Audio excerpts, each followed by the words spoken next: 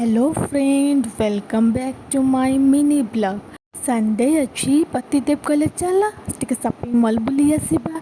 देखला बेलू ये वर्षा होची, वर्षा हेले कौन बस मानवर ना मत भिडी भिडी नहीं गले।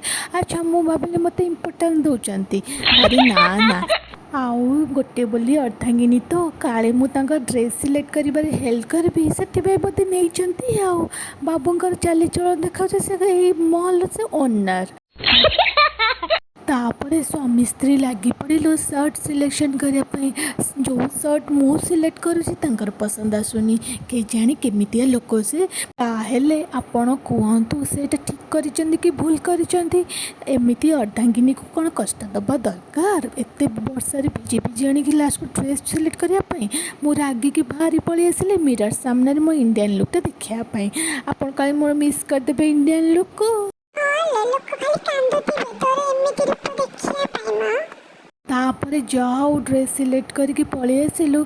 मुझे तो रागी थी मत बुझाई वाओ मोमो कहीकि भितर पसईदेले।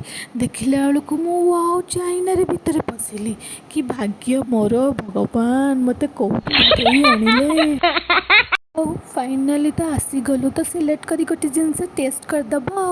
बट देखला बेलू घंटे बाजी 10:30 आउ खाइबु कौन राति डिनर करने तो मो सासू और ससुर वेट करते से बेसी टाइम वेस्ट न कर मत ठेली ठेली बाहर को बाहर करदेले। ठीक कंजूस लोक से ठीक कले कमेंट बॉक्स में जनईदेवे तो।